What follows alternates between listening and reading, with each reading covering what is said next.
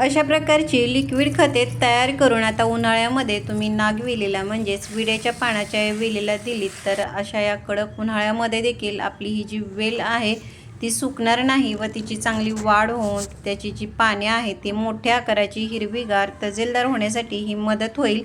नमस्कार, स्वागत आहे तुमचे आपले यूट्यूब चॅनेल SP गार्डनिंग मराठीमध्ये।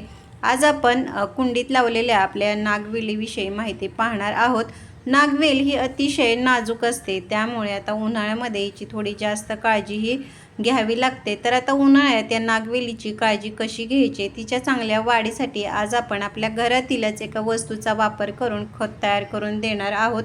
तर ती वस्तू कोणती, त्याच्यापासून खत कसे तयार करायचे, तयार केलेल्या खताचा वापर कसा व किती प्रमाणामध्ये करायचा हे आपण पाहणार आहोतच।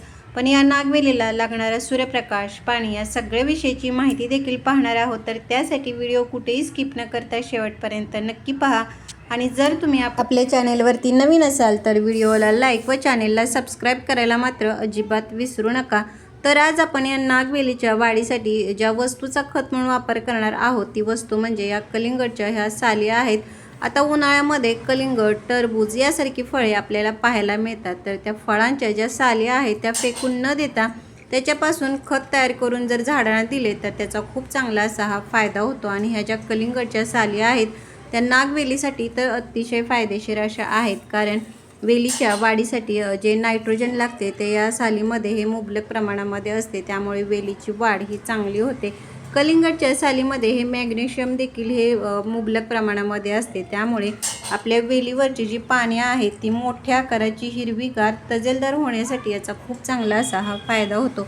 त्याचबरोबर कलिंगडच्या सालीचे छोटे छोटे तुकडे करून जर तुम्ही मातीमध्ये मिक्स केले तर आता उन्हाळ्यामध्ये मातीमध्ये हा ओलावा टिकून राहतो, त्यामुळे आपली वेल ही सुकत नाही। त्याचबरोबर या सालीपासून हे मातीमध्ये सूक्ष्म जीवाणूंची ही वाढ होते, त्यामुळे आपली जी माती आहे ती उपजाऊ बनते। तर अशी ही जी कलिंगडची साल आहे त्याच्यापासून खत तयार करण्यासाठी ज्या साली आहेत त्याचे छोटे तुकडे करून ते 2 ते 3 दिवस हे पाण्यामध्ये अशा प्रकारे हे भिजत ठेवायचे, जेणेकरून याच्यातील जी पोषक तत्वे आहेत ती पाण्यामध्ये उतरतात आणि आपले हे जे खत आहे ते तयार होते। आता हे जे तयार झालेले खत आहे त्याचा वापर कसा करायचा हे आपण पुढे पाहणार आहोतच।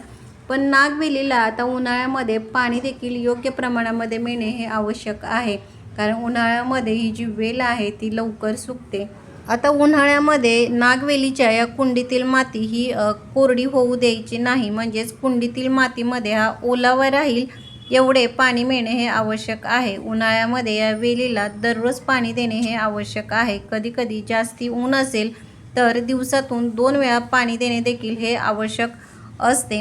त्याचबरोबर या वेलीला उन्हाळ्यामध्ये जास्ती ऊन लागणार नाही याची देखील काळजी घ्यावी। तर त्यासाठी ही वेल लावलेली कुंडी ही सकाळचे किंवा संध्याकाळचे 2 ते 3 तास एवढेच ऊन मिळेल अशा ठिकाणी ही ठेवून द्यावी, किंवा एखाद्या मोठ्या झाडाच्या सावलीमध्ये जरी ही कुंडी ठेवली तरी देखील चांगला फायदा होतो।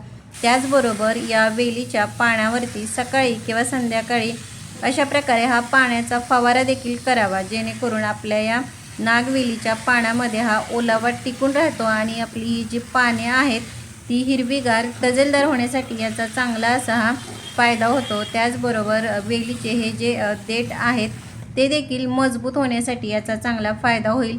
आता आपण कलिंगडच्या सालीपासून जे खत तयार केले होते ते 2 दिवसानंतर अशा प्रकारे हे तयार होते। तयार झालेले जे खत आहे ते व्यवस्थित हलवून मिक्स करून घ्यायचे आणि याच्यातील जे पाणी आहे ते आपल्याला हे काढून घ्यायचे आहे।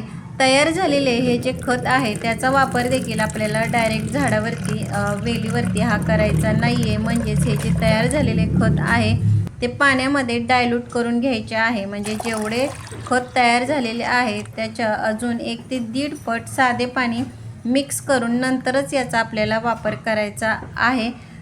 खत तयार केल्यानंतर ह्या ज्या साली आहेत त्या देखील फेकून न देता त्याच्यापासून अजून एकदा तुम्ही खत तयार करू शकता, किंवा ह्या ज्या साली आहेत त्या मातीमध्ये मिक्स केल्या तरी देखील त्याच्यापासून खत तयार होते।